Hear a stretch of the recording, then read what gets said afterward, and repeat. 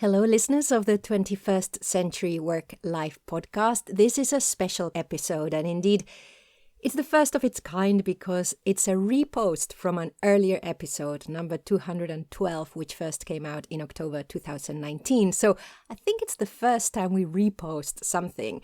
And if you're a regular listener, then you might remember it because it went by the title Remote Work for Social Change. And it has 5 different voices in it, 6 if you count mine, but the other 5 voices are the important ones. If you're a new listener, well, I hope you will enjoy the conversations about how remote work, as well as enabling us to work from home during turbulent times, also has the potential of transforming society. This is why I think it's important to repost this episode. I don't want us to lose that perspective, as at some point we will leave the forced working from home situation behind, adopting whatever practices back in the office. But also let's not lose that perspective, which is why so many people have been advocating for at least trying out this new way of working. So new listeners, if we haven't met before, my name is Pilar Orti. I'm the director of virtualnotdistant.com, where we kind of help teams mainly now transition to remote through facilitation, but now we've also starting an in-house podcasting service, Podcasting for Connection, to help organizations keep their people connected in a different way through audio. So virtualnotdistant.com to have a look at that, our blog, our podcasts, etc. And I'll leave it there for now. Now, in order of appearance today, you will hear from Chris Lemp, who's now a customer success manager, modern workplace at Microsoft in the UK. Mandy Garner, editor of workingmoms.co.uk. We'll hear from Nacho Rodriguez, who at the time of the interview was the founder of Nomad City in Gran Canaria. Well, he was still the founder of that, but now Nomad City has been rebranded as RePeople. But essentially, Nacho and the team keep doing the same great job, and you'll hear what that is in the show. I welcomed on this show for the first time Lorraine Charles, who was based in the Middle East when we recorded, and she's still looking at how remote work can help refugee communities. And it's really amazing how much Lorraine has achieved in the last year. Her team has grown.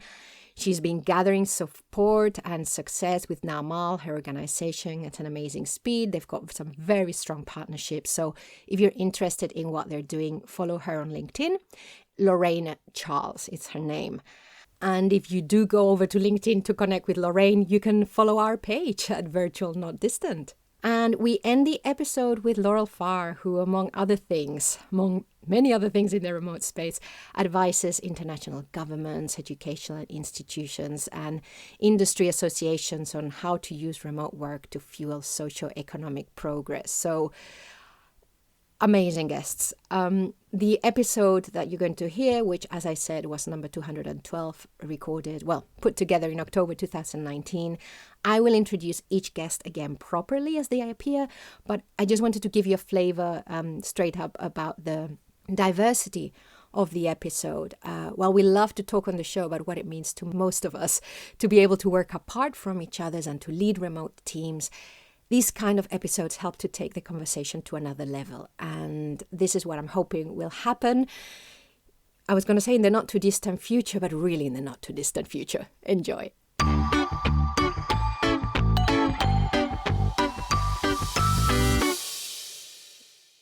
I'd like to start with a little bit of a personal take on the subject. And what I mean by this is that I'd first like to get out of my system the things that concern me around how remote work is being perceived and how this can affect us as members of society. So I thought it was pertinent to start this episode also with the first person that I started to have these kind of conversations with.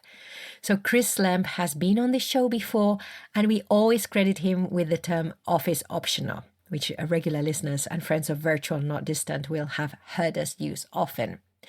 Now, Chris and I this time weren't able to record together, so I thought we'd role model some asynchronous communication, some audio asynchronous communication. So first of all, I asked him, I said, when I first met you, we talked about how remote work can help us build or be a part of our community wherever we want to build it, which might not be necessarily at work. Now, as more organizations adopt remote work, I'm hearing a lot of focus on still keeping the sense of community at work. But do we have a chance to offer different options to employees instead of assuming that employees want to self-realize mainly at work? Chris, what are your thoughts? So this idea of where we build community. So one of the fundamental questions that I have around this is it the company's obligation to actually provide it? The company has only really assumed that role since we started commuting to a job. And it has really become the source of much of the workplace sexual harassment, politics around perks, think the corner office or, the prime parking space. The truth is it changes with the age of your employees, right? So the WeWorks, for example, provide a lot of the stuff they do because there's no question they're catering to a certain demographic. If you're young and have no kids, then yeah, work is your community. I mean, not to stereotype, but they probably only sleep at home and even then not much, right? And then the more mature employees are kind of torn between two communities. They're left torn between, the people that they see at their son and daughter's soccer match, football match, and the community at work. So guess which one wins most of the time, right? The one that's putting food on your table. So we do have options now with more remote work. And so I think it's time that employers dial it down a little bit. And for example, we've obviously talked about making your office presence optional, right? So whether or not you're in the office or have a desk should be optional. Some of the social events that they should host for those that need them should also feel optional. They feel so mandatory and they needn't, right? For somebody who doesn't really need that.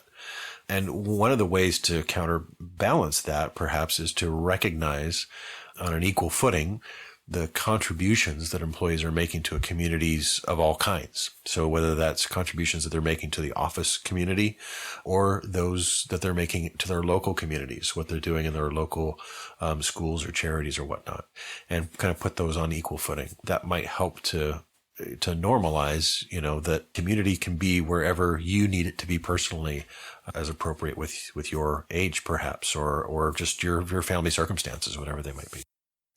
Then I thought I'd follow up a conversation that we actually started the one time we had dinner together over in Edinburgh almost 2 years ago, and something that still worries me. Here's what I asked him. I feel that with statements such as remote work is the future, we are sidelining some jobs which cannot be done remotely, and also we're sidelining the non-knowledge worker jobs. And as we try to reduce inequality through remote work, are we in danger of widening the gap between knowledge workers and other types of work which cannot enjoy the freedom of location independence? What should we be looking out for or advocating for? What do you think, Chris? I'm going to make the case that all jobs are location dependent, and this might sound like I'm being picky here, but it's to kind of counter the claim that we're making. And I know that we came up with this last time we talked, that maybe certain types of roles are being underserved by this focus on remote work and all the benefits that it can bring. But the more I thought about it, the more I think all jobs are location independent. So I, for example, have to be with my customers on site when I am running a workshop. So my job is location dependent for that day. The engineer who is fixing a pothole has to be on that street on that day to fix that pothole. The HR rep who needs to meet with somebody about a sensitive issue needs to do that face to face with that client. And that usually means in an office. So all jobs really are location dependent some or all of the time.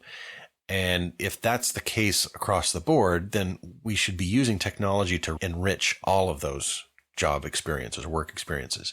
The road warrior, or the consultant, should be the first class citizen of that company, just like the folks at headquarters. And so should the road engineer who's fixing potholes for the council government should be on equal footing in terms of the investment that we're making in technology to enrich their jobs. So the road warrior gets access to their files and to data analytics from their phone. The road engineer gets to post a photo of the repaired pothole that they just fixed to Twitter to close the loop with the citizen who reported that pothole, for example. Or they get the benefit of this AI-driven dispatch system so that they rarely have to come into the office. They just go straight to the first road that they need to work on rather than doing all that extra traveling around, and therefore, again, saving time for their families or whatnot. So, of course, remote work is the future. I think it's just a part, though, of improving work overall using technology. And so everyone should be empowered to work more effectively wherever is best for them. Remote work's going to play a role. So will AI, so will IoT, so will a bunch of other acronyms. This buzzword, digital transformation, it's really about enhancing our work wherever and whatever that work is. So the direct answer to your question, we should look for or advocate for ways to enhance the quality, the efficiency, the connectivity of everyone's work, regardless of whether or not they're a knowledge worker. We just have to think maybe a little out of the box, or, just not think with our knowledge worker hat on, and really just ask them. If you ask them, they will tell you where they're having to do workarounds or what are their key pain points. And there's usually always some kind of a solution involving technology to enrich that job. And finally, Chris, anything else on your mind regarding how the introduction of remote work in organizations can, will, or might affect society? And has your thinking around this changed over the past 5 years? I think all of us have been thinking about politics and divisiveness lately. And I'm fascinated. The intersection with remote work is that I'm fascinated by some early data that's showing that remote workers are drifting into cheaper places to live. So Thailand is the classic example, right? The graphic designer or the coder who wants to go and live in an exotic place on their own. They go live like a king over in Thailand. Well, the problem is that worker gets a little bit older and wants to raise a family, and it's not exactly, it may be, but it may not be the place that they want to raise their family. So they want to come maybe back to their homeland of let's say it's the United States, but then they realize, oh, I can't affordably raise a child or family, multiple children in Silicon Valley. It's just too expensive. And so a lot of those Silicon Valley workers are now taking advantage of these remote working capabilities to move to the Midwest, say, or to raise their families because it's affordable. There's a side effect, though. So are we eventually going to have, as that disperses? So we had, for example, we've had the largest migration within the United States in the last couple of years has been from California to Texas. You couldn't get to states much further apart politically. Now they're mostly moving to Austin, which is much more close to California. But the point is, Texas is starting to feel politically much more balanced than it has historically. And so is that going to happen? Now take that to a global level, right? So will the melting pot that the United States used to be become more of a reality again? And this time around, will that be a positive thing? Because the way that we're working gives us more time to connect with our neighbors. That's the big picture stuff that I'm just really fascinated by and would like to spend more time on. I think remote work by itself, if it was truly embraced in the way that it should be, has the potential to really change the world in these kinds of ways. So always looking for more data on that. So if you have any more along those lines, I'd love to hear it. Thank you so much, Chris. And listeners, you can hear Chris in episodes 202, 144, and 123. And I recommend, if you are on LinkedIn, that you follow him there, where he's very active. So if you want to connect with him, tell him you heard him on this show.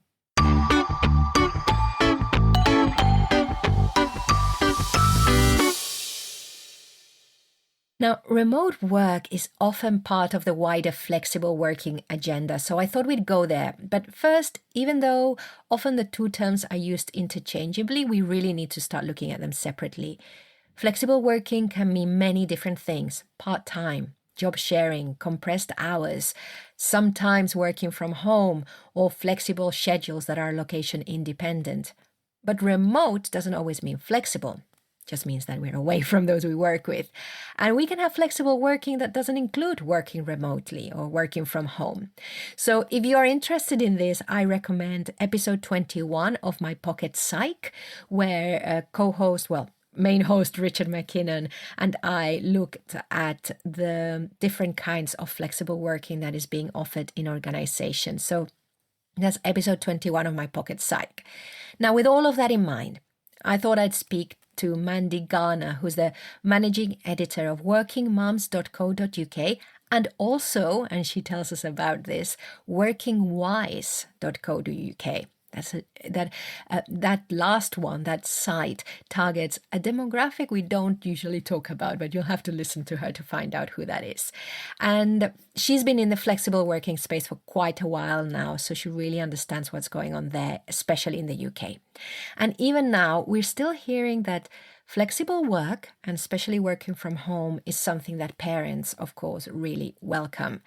And looking at how it has supported mothers in particular, especially where we're coming from, it could well be responsible for keeping women in the workforce. Now, there are still issues, and you'll hear from Mandy what those are. So a lot of the advocating for shifting the way we look at work patterns, which is also what remote work is about, that was done by parents and their champions. And Mandy also has experience of seeing how flexible work, incorporating some remote work, is being viewed in large traditional organizations. So let's move on to the conversation with Mandy Garner. So Working Mums was started over 10 years ago, and the aim was basically to put employers who were able to offer flexible working or willing to offer flexible working, which wasn't so many in those days, together with the candidates who were looking for flexible working and for whom flexible working was really important in terms of being able to balance their work and family lives. So we've come a long way since then. So first of all, we advertised flexible new roles, and then we sort of developed editorial from there, and a big focus of ours is on best practice. So we have top employer awards that are kind of promoting best practice in all sorts of areas, but one of them is obviously innovation and in flexible working. And from those top employer awards, which are now in their celebrating their 10th anniversary in November, we've spun out some roundtables with employers, which have been really successful, really interesting, because you get employers who are quite progressive in terms of what they're offering, say in terms of family support or flexible working, and they had sort of teamed up with ones that are really keen to do more but aren't quite there yet. There's a really interesting sort of discussion, and we write up white papers on that and share them free on our website, so with other employers, so they can, get some ideas as well. So almost like a mentoring relationship between employers. That's right, absolutely. And a lot of what we do, for example, there's the sales team who are sort of working on job adverts. A lot of what they do is, education. I don't know if you call it education sort of process. It's sort of talking about why it's a good idea to to just put maybe a little bit of flexibility into the job advert, or or maybe more. How do they phrase it? How to get to that market of people that there's a lot of skills shortages at the moment in many sectors, and employers are really keen to tap into people with a lot of experience, and a lot of those people are parents and just want a little bit of flexibility. So it's a win-win for both the employers and the candidates. The awards is their 10th year, but the company, was it your 10th anniversary this year or last year?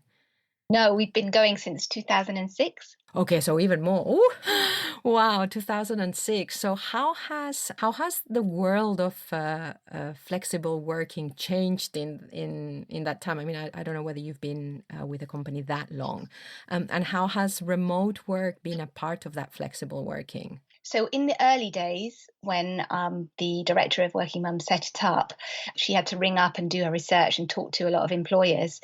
And it was quite hard work getting them to sort of even consider that whole kind of flexible working agenda.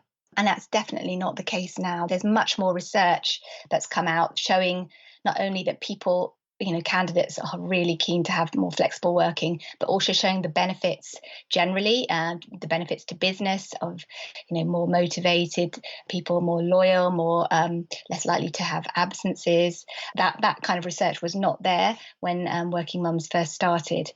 There's a really good sort of bed of research now that's showing the benefits, so it's easier to argue for it. Where there are still issues is that, flexible working is a very wide thing, and a lot of employers still see it as just part-time versus full-time. Particularly, there's problems with the larger SMEs. For startups, smaller companies, they can be kind of more nimble and agile, and actually flexible working really helps, and they can, say, employ somebody on a part-time basis who will then grow with the business, or there's much more room and scope for flexibility.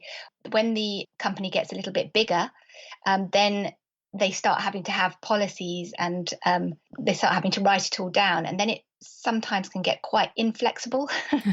So the flexibility that you had because you knew everybody in the company, everything was kind of geared around the individual, and it was easier to make that work. In a smaller company, it becomes slightly more complicated as the company gets bigger, and there can be a sort of tendency to kind of become more inflexible. Whereas the larger companies have more resources to play with. Often the SMEs don't have, the HR resources and all that kind of thing to do the best practice and, look at all the different issues. So that's where there's a lot of work going on at the moment.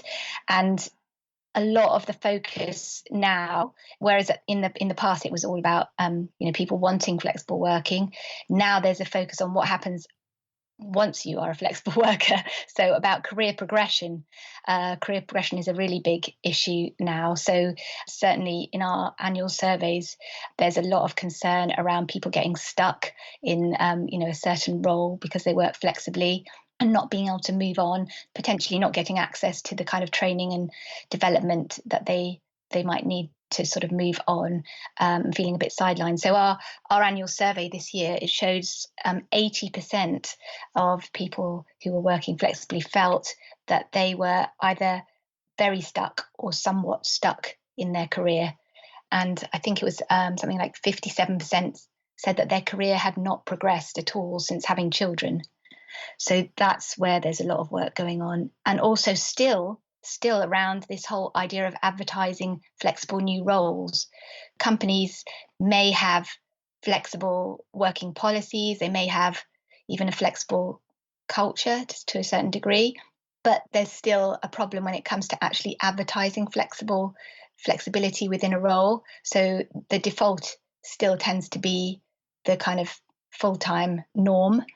And some employers are doing really interesting and progressive work there.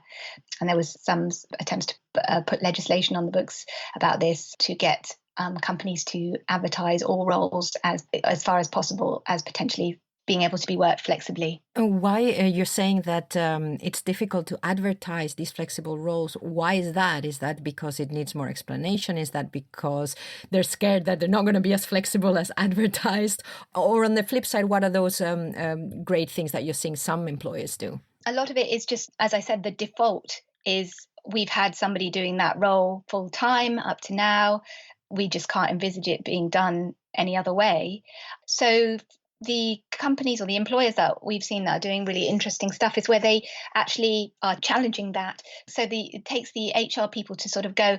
So, for example, Lloyds Bank, they have an agile hiring program, and every role that comes through HR, every new role that a line manager might say, oh, I need so-and-so to fill in this role. If there's no flexibility in the advert or no scope for flexibility, then the HR person will have conversations with that line manager, and they'll kind of try to scope out what kind of flexibility there might be. If they sort of stood back and maybe looked at it in a different way, the job doesn't have to be done the way it's always been done. It's worth challenging and opening your mind a bit, and you might get different types of candidates. You might widen the talent pool and get interesting new perspectives on things. And so from your point of view, from the point of view of working mums, it was mainly mothers that you were looking at advocating for, making sure that as professionals they had access to the same jobs, I imagine. Now we're seeing that maybe the career progression is stalled, so that might be the next step. How do you see flexible working? Let's talk about it broadly, having enabled mothers to stay within the workforce? It's not just mothers as well. I mean, we just started earlier this year, working dads. There's a big, growing appetite from dads as well to be working more flexibly. But to answer your question, there's certainly many more mothers who are in the workforce. I think there was a report out this week by the Office for National Statistics that was showing the number of mums who are still in the workforce. When I started working, when I had my first child, which is a long time ago now, 19 years ago, it was really, really unusual to be working to a certain degree. It was unusual to be working when your children were very young. So a lot of people took career breaks. It was certainly very unusual to be working full time, which is what I was doing. And now things have changed, quite rapidly when you think about it. The stay-at-home mums are now in the minority, and most mums are working, and many of them increasing numbers of them are working full time. And a lot of that, I think, is to do with the availability of flexible working, because it enables people to work maybe full time, but then have, a day or 2 days working from home, or, flexi hours, or whatever the kind of flexibility it might be. But I think that's made a huge difference in keeping women in the workforce. So we've got mums, we've got dads, but there's another sector that you are now looking at supporting with this new site, Working Wise. What is that about, Mandy? So this is a website for over 50s, and it's really a natural extension of what we've been doing up to now, also because we've all got a bit older. I was going to say over 50s. For me, that's only a couple of years' time.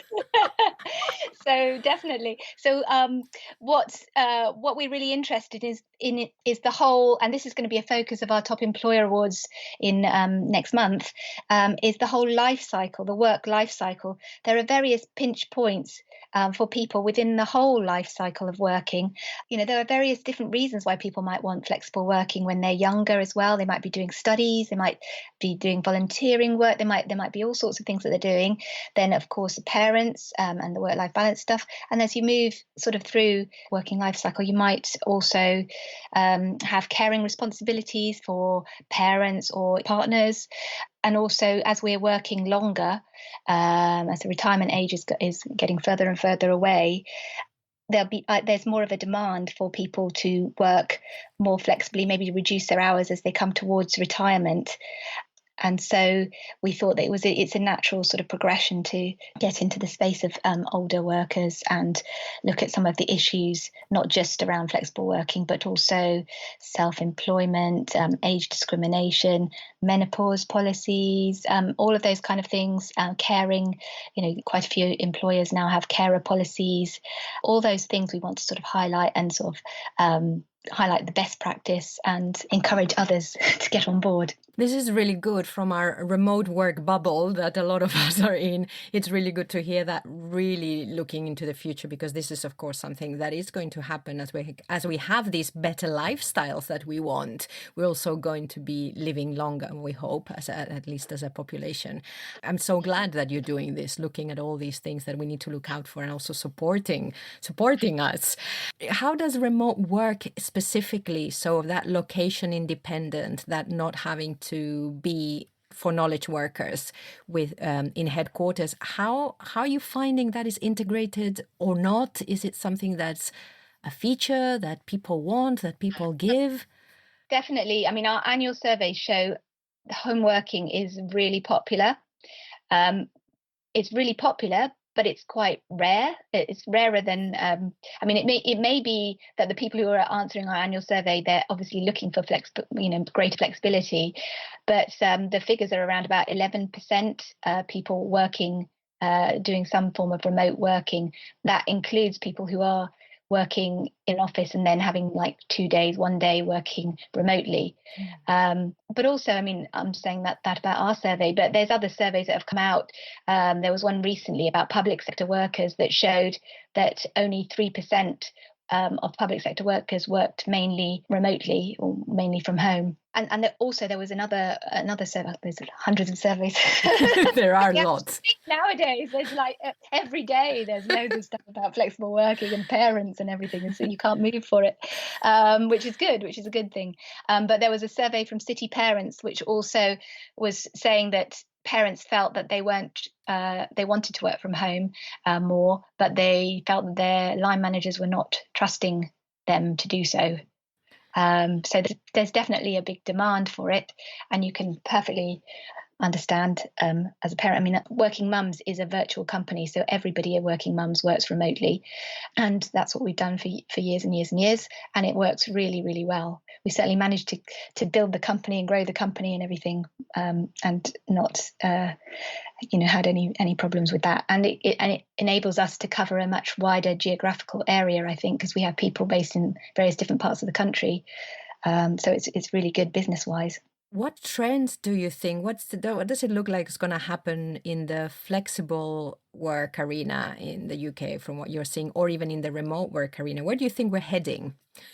Well, I think that, logic tells you that this has got to, can only continue this way, and that flexible working has to become normalized within the workforce. So the demands that people have now, we have in most families both people are working.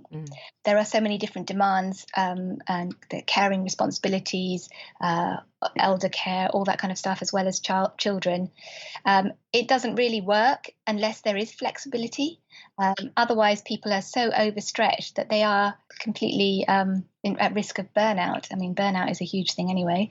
Just a little bit of flexibility can go such a long way. It can make all the difference. I just remember a friend of mine who, they used to have the morning meeting at 9 o'clock, and she could never make that because she had to drop off at the school and the bus. She couldn't get there. And if they had it at 9:05, it didn't make any sense to them to have it at 9:05. But every day she came and she felt stressed, and she felt that they felt she was not doing her job properly. It's completely demoralizing. It doesn't do anybody any good. Yeah. Yes. Oh, what a terrible story to end on.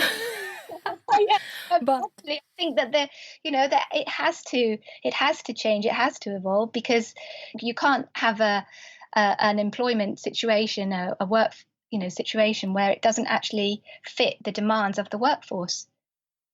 And you can hear more from Mandy in episode 74. And if you would like to get in touch with her email address is mandy.garner@workingmoms.co.uk. Now, I'd like to introduce you to Nacho Rodriguez, who's the founder of the conference Nomad City. And he was on Skype from Gran Canaria, and he's been running that conference for 4 years. And it's happening on the week we're releasing this episode. The Canary Islands in Spain have been working hard to attract remote workers to the region for a number of reasons.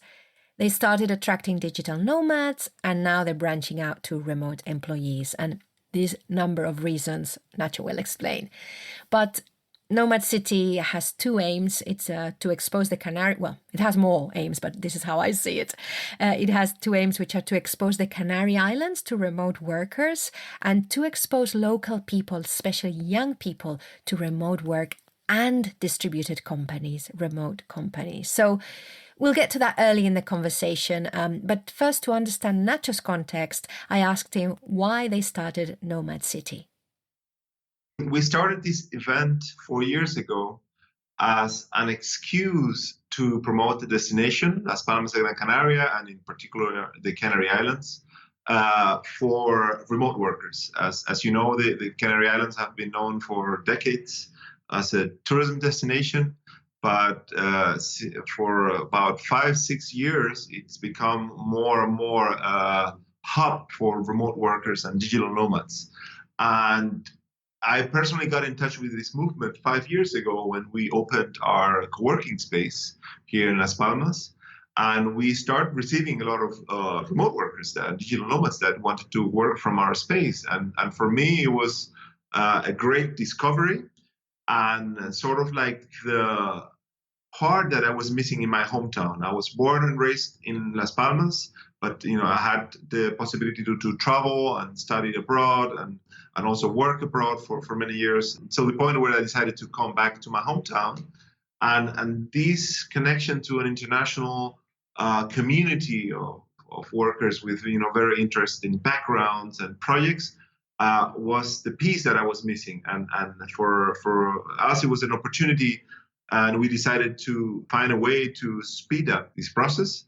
And that's how actually the conference started 4 years ago. And before we go as to how it's evolved, because I think that's also very interesting, you were saying about the Canary Islands promoting themselves as a destination for remote workers. Tell us a bit about that. Basically, we see a lot of value in remote work for our community, and there's different approaches to this. Obviously, we started learning first only about digital nomads. So digital nomads defined as those remote workers who travel intensively. And for us, it was already a very valuable tourist in a way, because digital nomads normally get involved in the local community. They spend their time and their money in town in a very sustainable way compared to what traditional tourism offers, right? Which is normally big hotels, chains, tour operators, and actually the money and the value doesn't stay in the local community. It normally goes somewhere else, right? So that was the first value that we saw. But also, as we start learning more and more about the movement, we saw that also they brought knowledge, they brought opportunities, and this was very valuable to our community as some of the problems we have locally, it's unemployment. The unemployment rate under 25, it's huge in the Canaries. It's almost 50%. So for us, it was also an opportunity to teach and to connect them to the locals, for them to understand the possibilities that they had to also work remotely from the Canary Islands. So, it's been approached in several ways. And so how is the conference contributing, complementing, contrasting this? Okay, well, the conference has evolved a lot over the last 4 years, and obviously because we have also learned a lot over the last 4 years. We started this conference, and that's where the branding comes from, as a conference focused on digital nomads, right? And that's how we came across Las Palmas de Gran Canaria being the nomad city, right? And the content around Nomad City number one was very focused on digital nomadism. So being able to travel and work remotely, or make this travel sustainable in the long term, because you had some sort of income, right? But as we moved along, we learned what was happening also in the corporate world, and how this was very beneficial also for companies, right? And we started switching the content and making the umbrella of the content much larger. So digital nomadism is only a very small part of the conference that we have today, but we talk about many other aspects of remote work. Good. So give us a little bit of a flavor then. For this year, the event has 4 parts. The first part, which is an unofficial event that we are finishing to set up, it's a roundtable around the topic of economic development. We are going to have a couple of really experienced remote work advocates around the topic of economic development.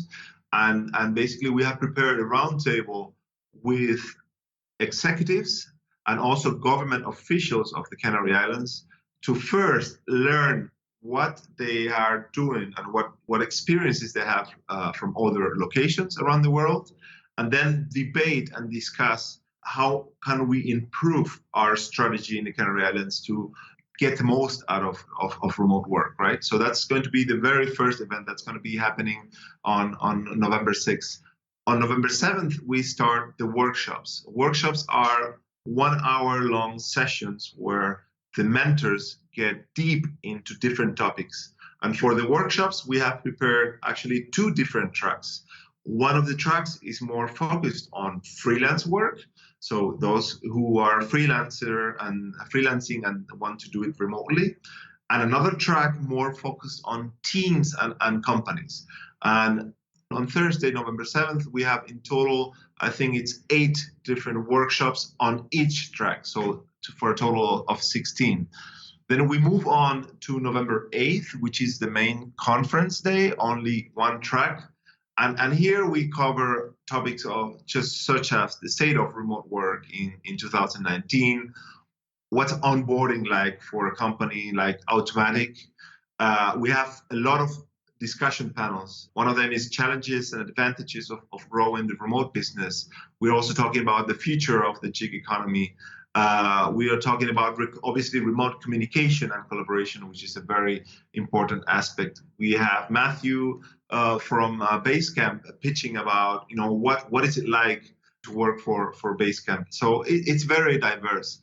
And we finished the event this year with a very special event that we have called the Summit. The Summit, it's an invitation-only event. It's actually an unconference because the content is prepared on the spot. It's limited to a group of 60 remote work advocates. And during the summit, we are going to have discussions at a much higher level. So we're talking about a group of 60 remote work advocates that have at least 2 or 3 years of experience, either leading, consulting, or working around this topic, so we can actually speed up the knowledge, share experiences, and come out of the conference with a lot of value. Right? You're also being a broker between people who are looking for remote work, some locals also. You're being the broker between them and some of the companies also during the event? Correct. This is something that we beta tested last year and last edition, and it actually worked out really well. We had a couple of success stories. Basically, what we've done is prepare what we call a remote job fair. And it's a very simple. Basically, we've prepared with a specialist on human resources a survey. So basically, we asked any participants, all the information about the curriculum, the knowledge, the skills, what they are, what kind of job or position they're looking for, et cetera, et cetera. We built a database with all the people who are willing to look for a remote job. And since we have a broad spectrum of companies participating in the conference that they are remote friendly, we basically give them a filtered selection of those candidates in order to try to match them with the positions that they have available. That was very successful last year. We have a couple of success stories. It's also for us very useful to comply with one of our motivations, which is find opportunities to locals that are looking for a remote job. But it's not limited to locals, obviously. It's for everyone who is participating in any way in the conference who is looking for a remote opportunity. And you can find out more about Nacho by connecting with him on LinkedIn. And you can hear more about the conference in a bonus episode 210.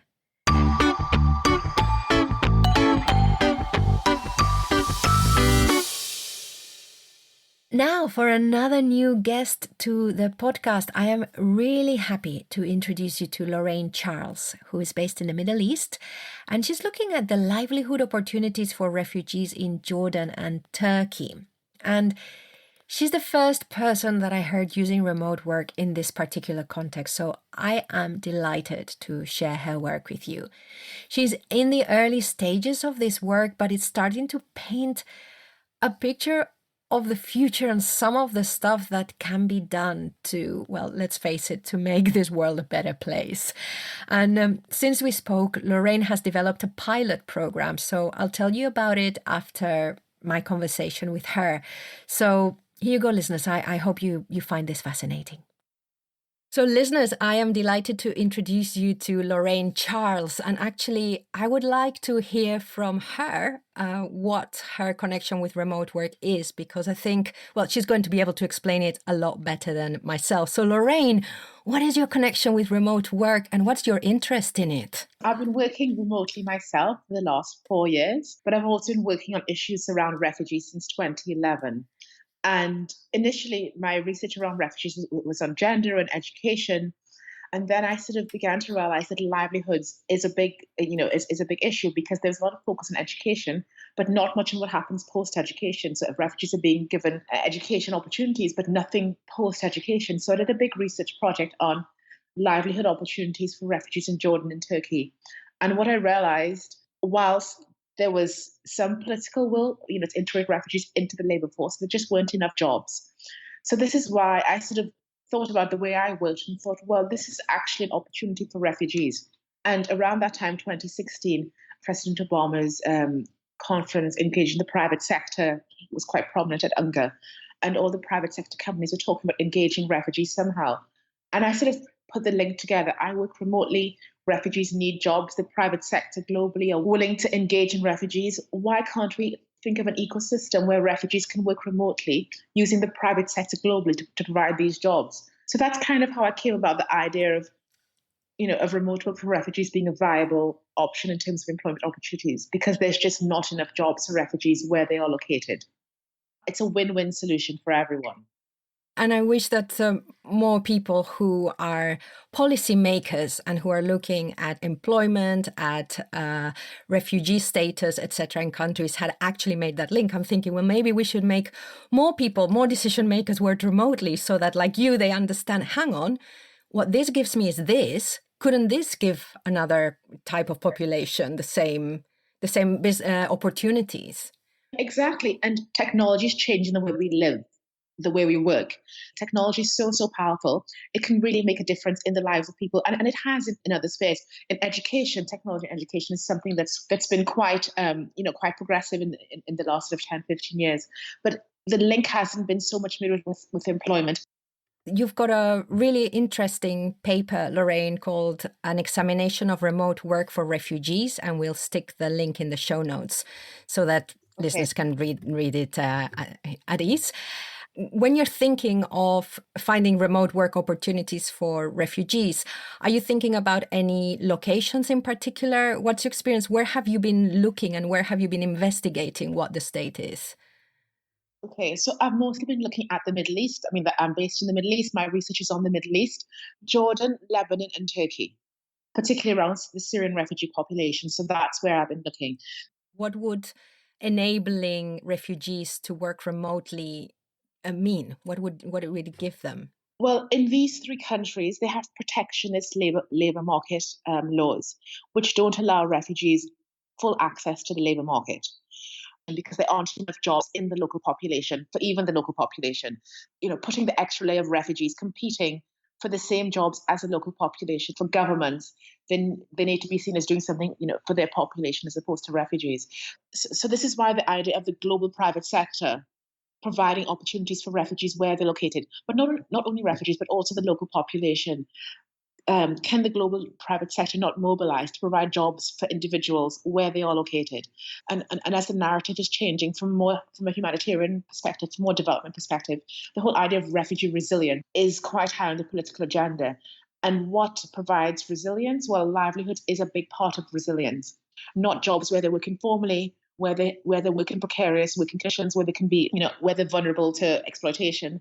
So at least working remotely, they have more control of their lives. So that's what it provides refugees. But also, I don't want to exclude the host community because obviously can't absorb the number of people that need jobs. So the solution isn't just for refugees, but also for individuals in the host community. Yeah, because that's one of the problems, isn't it? When a country starts to welcome refugees, is that I imagine unemployment maybe rises because, of course, there's just more people around and maybe not more jobs. And also, I mean, having refugees, it can stimulate the economy, but not to the extent to provide everyone with jobs. And also, most the countries that refugees tend to be in are developing countries, which don't have jobs even for their local populations before the arrival of refugees. So it just adds an extra layer of burden on the host community. Obviously, in places like Europe can better absorb individuals coming in because the economies are larger and the economies are more vibrant. In developing countries, particularly Jordan and Lebanon, they were struggling economically prior to the arrival of refugees. So it just makes it much more burdensome on the host economies. So when you're saying for refugees to have access to remote work or that they start working remotely, would they be working for employers outside of those host countries? That's pretty much the idea, because the host countries don't have the jobs for everyone. So the idea is to mobilize the private sector globally, because there seems to be a lot of political will from the private sector to support refugees.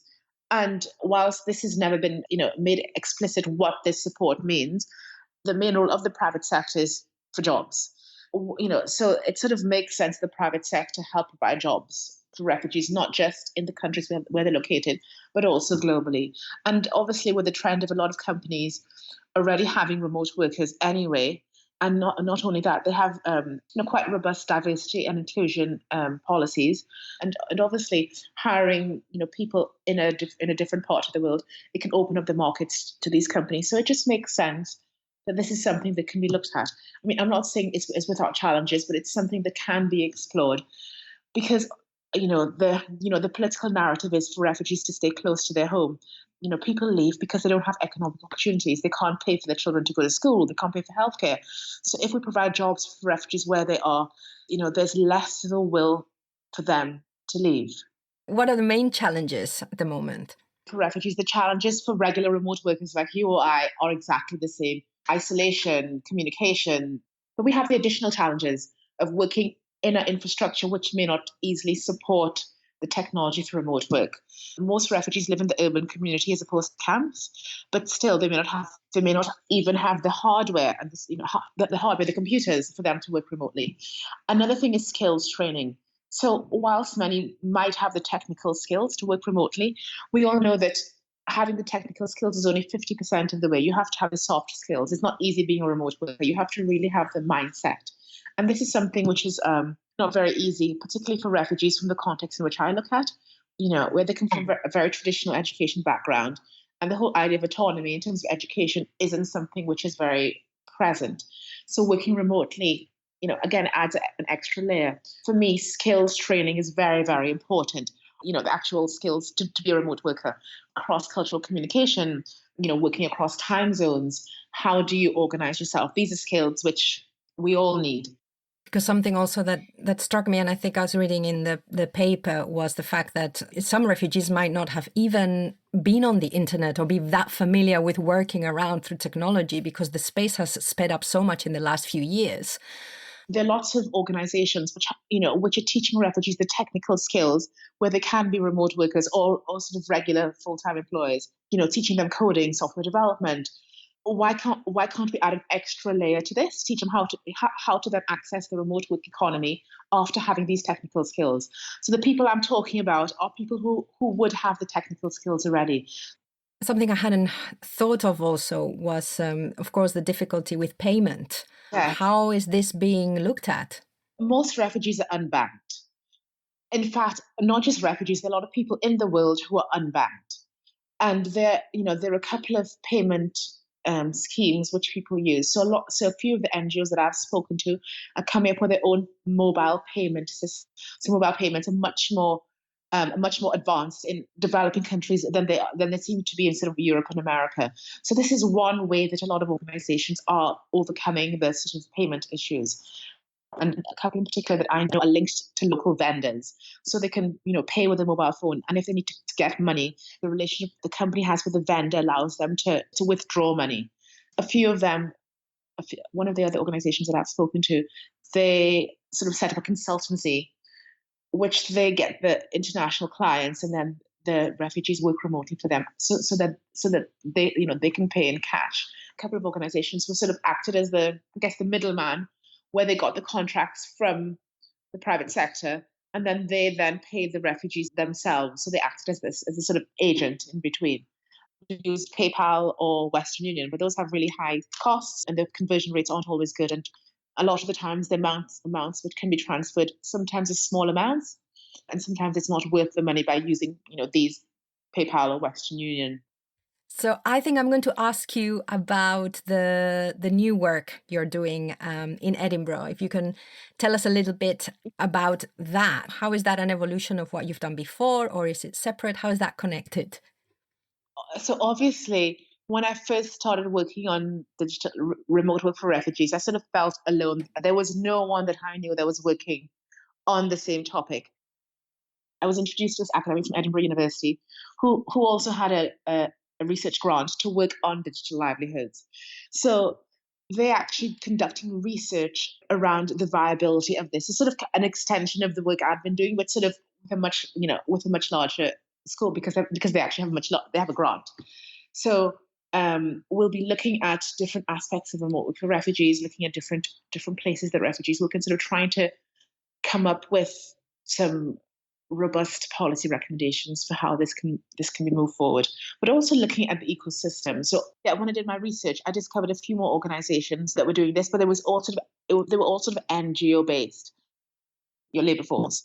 So we actually want to actively engage with the private sector to make them aware that this is a potential talent pool which they probably have overlooked, who already hire people remotely, to try to engage them more. We want to say to them, hey, you guys are remote distributed companies anyway. Why not consider hiring refugees? Another big part of it is there's also a lot of work around impact investment.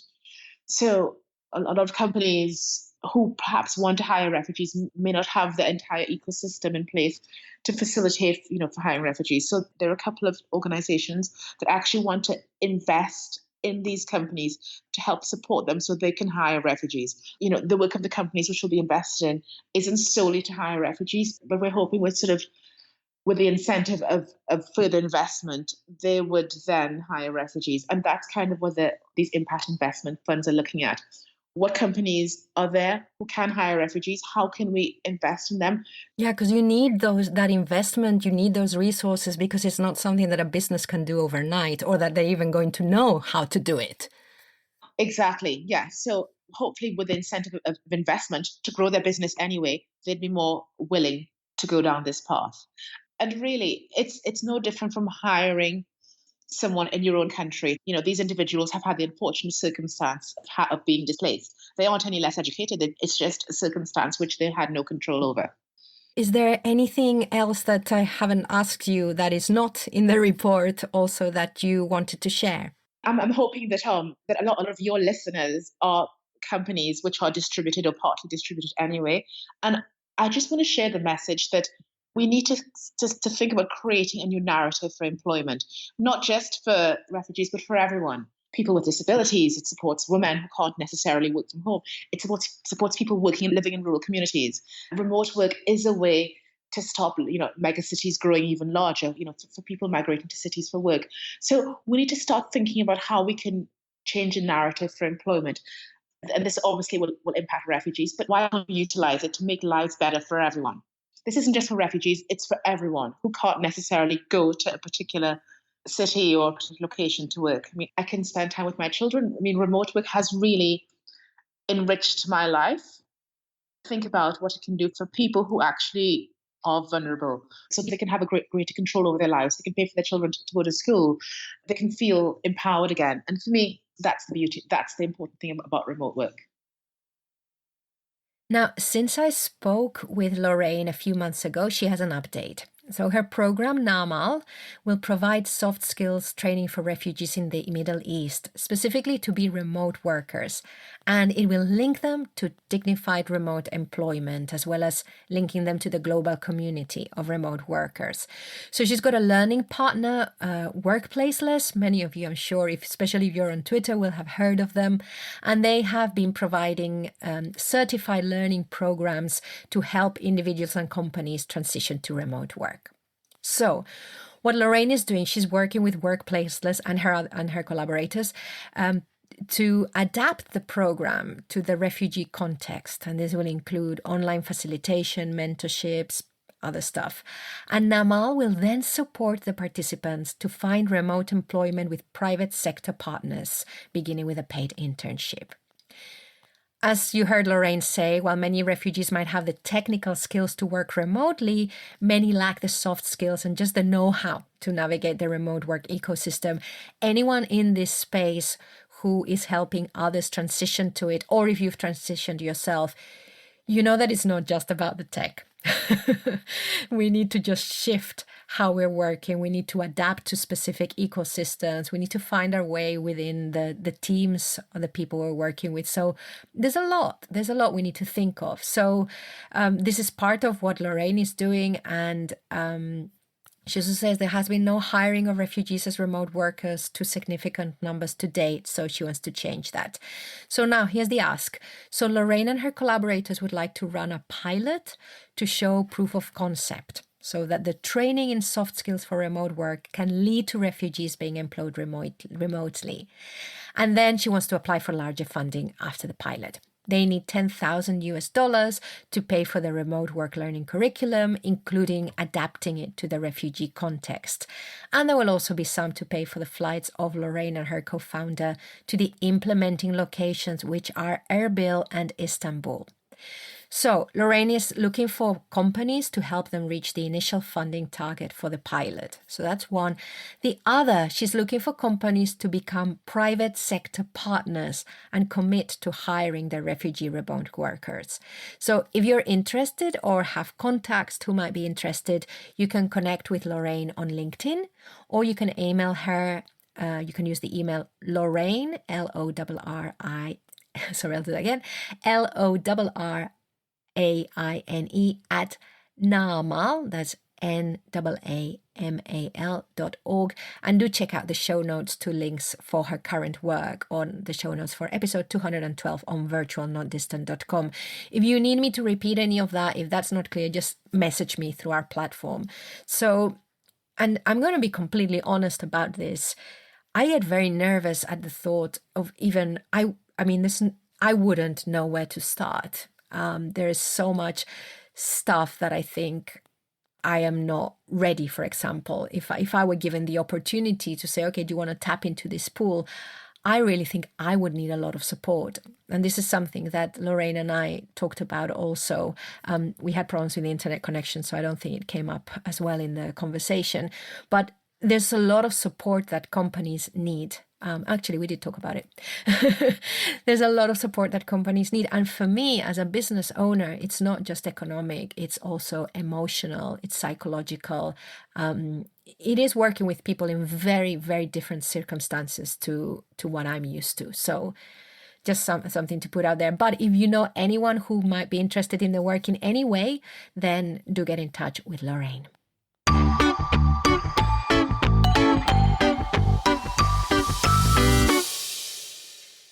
Well, I hope your brain is about to explode, just like mine has for the past days when I've been putting this episode together.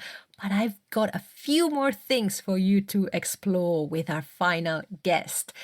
Now, Laurel Farrell is the CEO of Distributed Consulting, and she's the founder of the Remote Work Association. And if you've been in this space long enough, you will have come across her work.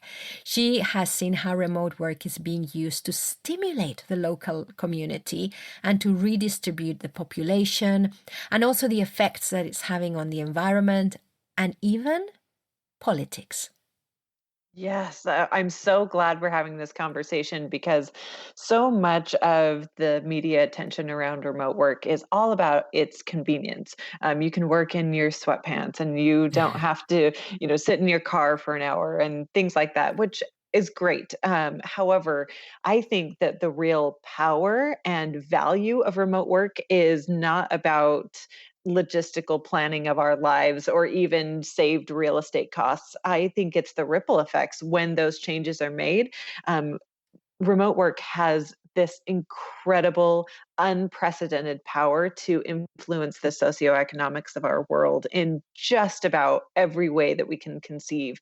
Workforce equality, environmental sustainability, economic development. The list just goes on and on and on. So I'm really excited that you and I are having this conversation and drawing more attention to these benefits of remote work as opposed to the ones that we can all just think of off the top of our head. Is there anything that is front of mind for you at the moment? Anything that you are paying particular attention to, or anything that you have been talking to other people recently about? Yeah, a lot of my government projects that I work on as a consultant are primarily focused on economic development because remote work has this unique and special way of essentially reversing the traditional economic development cycle. Instead of bringing businesses in and then businesses bring employees, we can just skip that and go directly to the employee stage and recruit people to come directly to our city and bring their jobs with them. And that is extremely low cost and it's extremely fast, which is not the case in traditional economic development.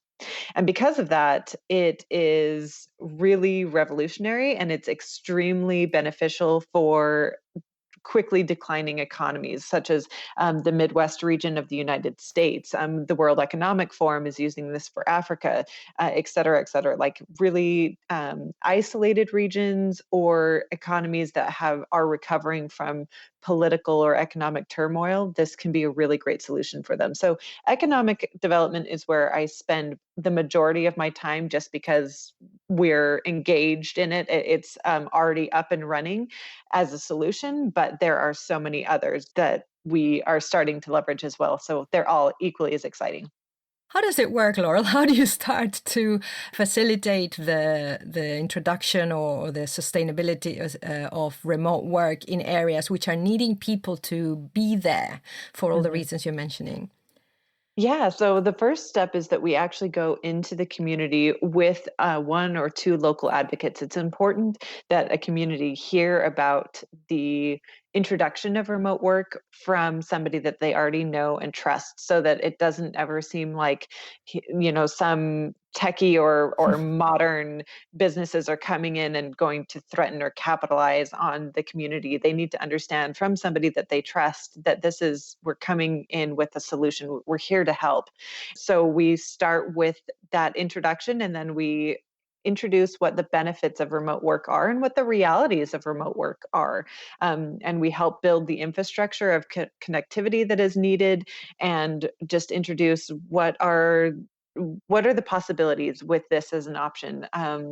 We don't want them to think that we are a scam, or that we are only telling them that we're going to employ the entire city in entry level or offshore jobs. We want to make sure that they understand that this is a real economic ecosystem, that we have access to different industries and high levels of jobs, and we can stimulate education as well. Like there's a lot of different components to this, and then that's how we plant the seeds for building and nurturing a long-term sustainable ecosystem of remote work in a specific region.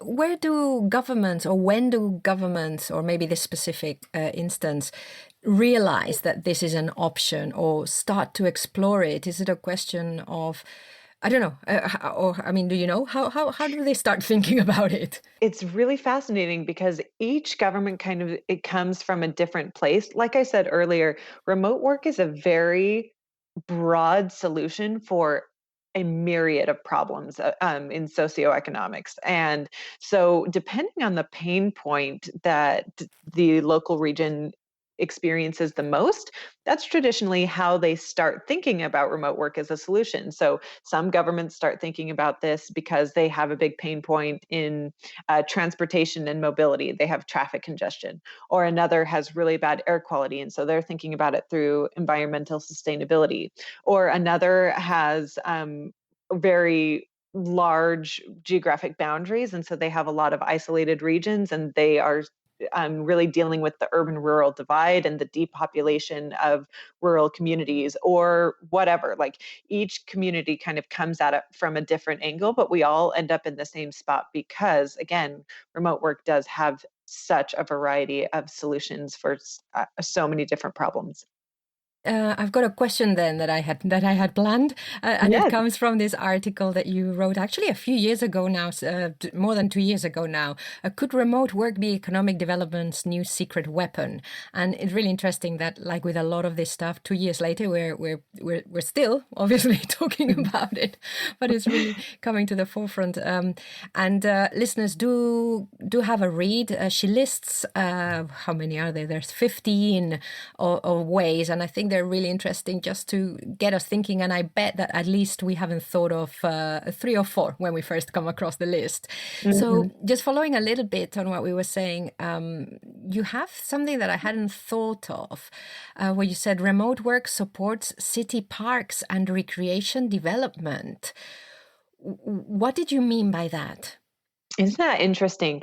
So this is a phenomenon that I think we're going to be hearing a lot about in coming years. I think in about 5 years, this is going to be a very hot topic as remote work becomes more and more common for our society and for our workplaces, is that when you work remotely, and especially the more remote you are, if you're remote full time, you don't have to live anywhere. All of our mentality of choosing where to live is based currently on, well, what's the commute like to the office, right? Like public transportation, what's your commute like? What are the schools and neighborhoods like? And based on what kind of industries are in that area, like it really affects so much of urban planning. However, when we're remote workers, all of a sudden we can live anywhere. We can live absolutely anywhere we want, and it's a little bit overwhelming, to be honest. And so, what we see is we've been studying these remote workers, and when they have this level of freedom in choosing where they're going to live, we see that the number one factor and criteria of them selecting where they want to live is the natural landscape. They want the weather that matches their personality the best. They want access to more outdoors activities, and because that is something that they can really balance their work life with. Work life balance is such a benefit of remote work, and balancing the work phase with the recreation phase is the number one preference, which is really exciting to think about. So yeah, we see areas that have, it doesn't matter, like if they're beaches or mountains or plains, each different landscape and climate has their own recreation style to offer. And when cities can capitalize on that, they can really draw a very specific and very excited crowd of remote workers to their area. I hadn't thought of that. I haven't heard being put like that, choosing the weather to suit the personality.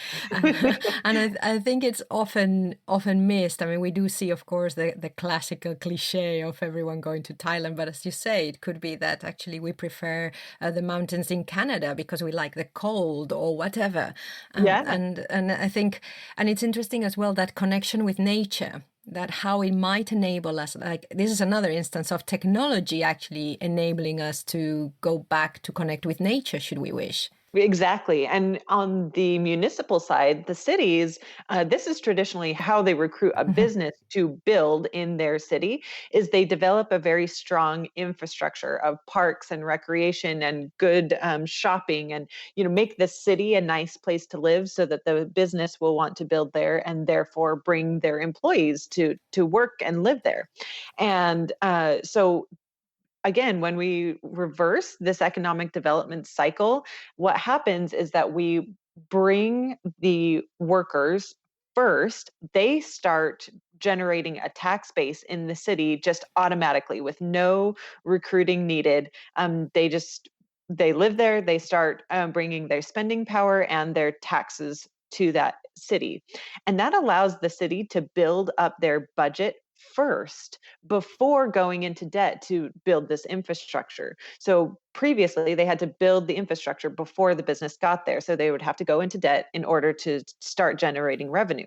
However, this reverses it, and it allows us to essentially bootstrap the building of our cities. So we can just get a little bit of seed money from the workers, from the remote workers that were free to recruit, then use that tax revenue to plug back into our parks and recreation or other parts of the city infrastructure. And then therefore it just grows from there, and it's much easier and much more affordable to start recruiting other businesses. Is there a recent example? I heard the other day, I was talking to someone and they said there was somewhere in the US where they'd flipped it on its head. Instead of making it easy or even paying businesses to come and start their business in the city, they were paying people to go and work there. Currently in the United States, there are several different initiatives and programs that are taking different approaches to using and leveraging remote work as an economic development solution. So there are the ones that you're talking about, both the states of Vermont and Tulsa Remote in Tulsa, Oklahoma. They both have an incentive program in which they are recruiting people from all over the world and paying them $10,000 to come live in their city. And they provide them with co-working and co-living resources and just plug them right into their community. It's absolutely fascinating. But there's also other initiatives like the Center on Rural Innovation that is a hub of co-working and co-living and entrepreneurship that is happening in a few different places in the United States. There's also the Rural Online Initiative that is happening in the state of Utah that is providing free remote work education to help people qualify to get remote jobs. And then there's also tax incentives from the state of Massachusetts and the state of Utah that are incentivizing businesses to offer remote jobs. So yes, a lot of different governments are seeing this as a solution. And you've also been recently, I've seen your stuff on LinkedIn. You've recently been looking, and correct me if I'm wrong, about the impact of remote work on the environment and on shifting that. Is that right? Mm-hmm. Yeah. What have you been looking at? Yes. Well, again, this is another wonderful conversation that I've been having with governments, is this conversation about environmental sustainability as well as transportation and mobility. Like, these are big pain points for governments, whether they be city governments, state governments, national governments. This is a big socioeconomic concern in our world right now. And so this is a really great strategy that you can leverage, is to promote telecommuting in lieu of workers commuting to a centralized location every day. This reduces wear and tear on the roads and infrastructures, reduces traffic accidents, but also environmental sustainability. It's cutting down on carbon emissions immensely. Remote workers are much more likely to use human-powered transportation than urban commuters, and because they commute to wherever they want to commute, and usually that's a very local place, and so they are walking, they're biking, they're running more, etc. So we're seeing healthier lifestyles, drastically reduced carbon emissions just due to commuting alone, and then that also has an impact on the transportation and mobility infrastructure in an area. So again, like, these are separate concerns, but they all are so closely unified when we're talking about remote work as a strategy. And I'm thinking also this goes back, it links a little bit to natural disasters, what's going on in our context. Also, it allows for people to be more mobile and move away from the areas which are starting either to become dangerous as the weather changes, because we're seeing that, and just giving that much more of mobility. Yeah, and even, I mean, worst case scenario, even if a remote worker is driving just as much as they would in an urban area, at least we are distributing the carbon emissions as much as we're distributing the people, right? Like, yes, it's true that the research is telling us that they're driving less and using less electricity, et cetera, using less physical waste than they would in an office, but even if none of that were to change and they were to move to a rural area and produce just as much waste and emissions as they were before, at least we're distributing it, right? And so this really relieves the infrastructures in urban areas. And so our planet has more of an opportunity to take care of itself, as opposed to really just destroying these urban areas in such a saturated, aggressive way. But the good news is that they don't. When you send a remote worker offsite, they use considerably less equipment and electricity, and they're producing almost zero physical waste that's related to their career. Like, it's a win-win-win-win-win. Excellent. And I've left this one to the end because I think it's the most interesting one, and one which I haven't heard of, but I can see. Yeah, I can see. Remote work diversifies politics. Explain. Isn't that fascinating? Oh, this is one of my favorite topics because, yeah, it's one that I never saw coming. I never thought about it until it was explained to me by a political science expert. And this is another result of the migration of people. That again, when you get to live wherever you want to live, then you are using non-traditional criteria in order to make that selection. And again, remote workers are a bit more independent and isolated than other workers. So we don't have this really strong dependency on our urban or even environmental culture like we used to. We're not seeing as strong of a dependency on finding an area to live in which everybody around you is exactly the same. You are choosing an area to live based on things like the natural recreation amenities that are around you and accessibility to friends and family, or accessibility to an airport or things like that. So we see that cultures are much more diversified when the workers or when the residents are able to choose where they live. And as such, we see a more diverse range of opinions, both personally and politically. So yes, when remote workers are given the opportunity to migrate and live in more flexible areas, more rural areas, more broad landscapes or whatever, when remote workers are given the opportunity to live where they want to live, then those areas become much more diverse in their opinions. And as a result, the opinions that are then shared and submitted in elections and in the political representatives of an area are much more likely to be diverse as well. Wow. I know, it's just fascinating. It blows my mind too. It's amazing. It's really interesting because as much as we're always thinking about, okay, technology can humanify us, that's the wrong word, but humanize us.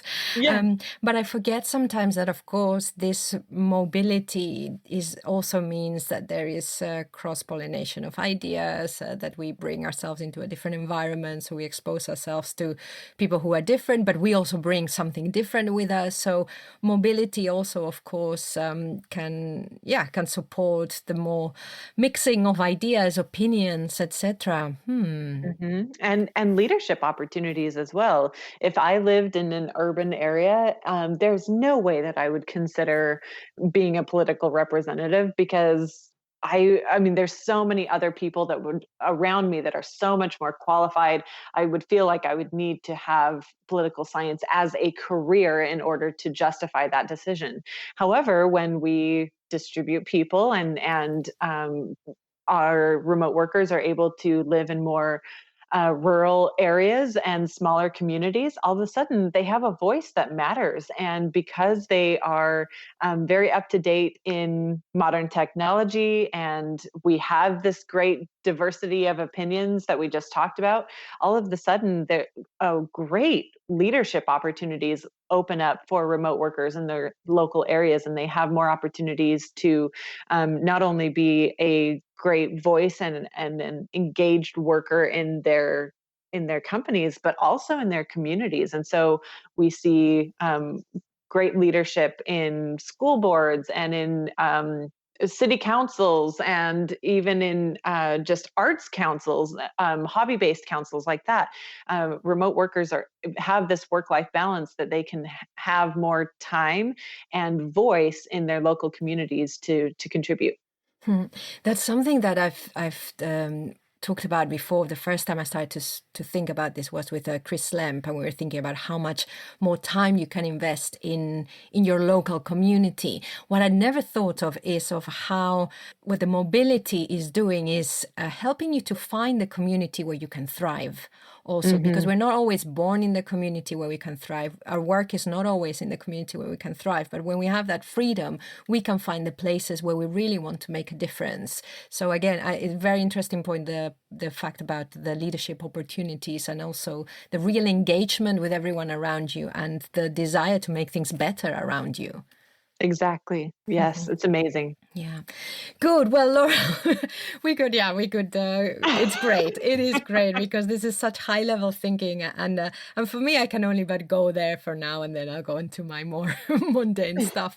I think this is a very important piece of advocacy because, again, like you said at the beginning, it takes us away from, okay, yes, this is comfortable, this can make our lives easier, to actually, this has real potential to transform a lot of stuff that could do with transforming. Exactly. And is there anything else that is on your mind that we haven't explored?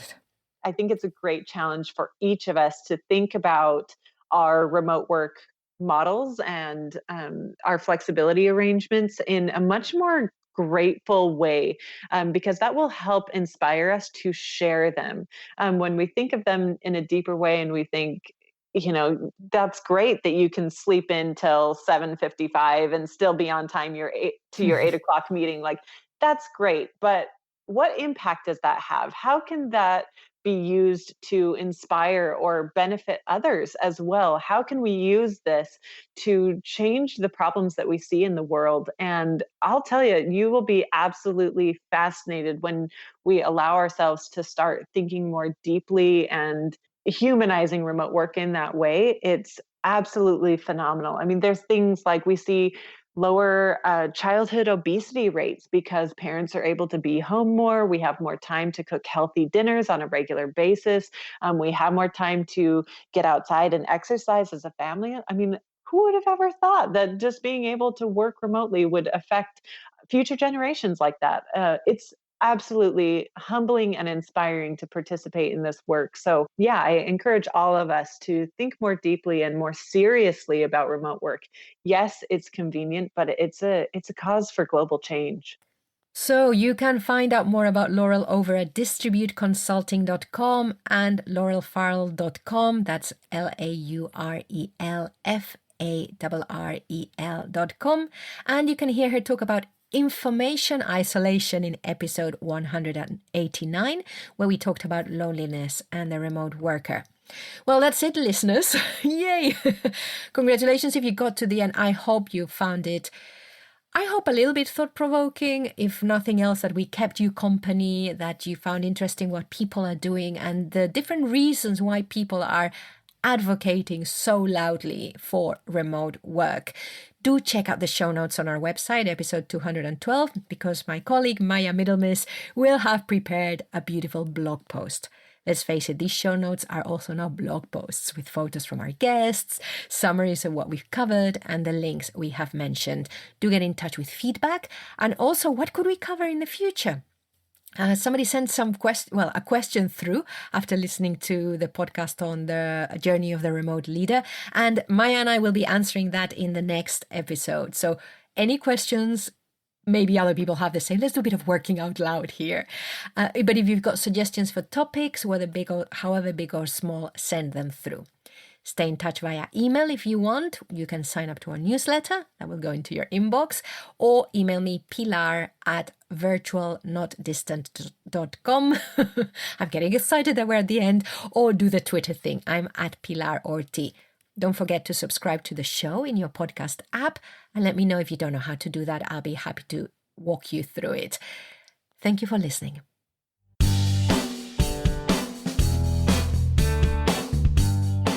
A big thank you for listening to the 21st Century Work-Life podcast produced by Virtual Not Distant. If you have something to add to the conversation, let us know through the contact form over at virtualnotdistant.com. I have been your host, Pilar Orti, and I'm signing off now. Wherever you are, whatever you're doing, enjoy.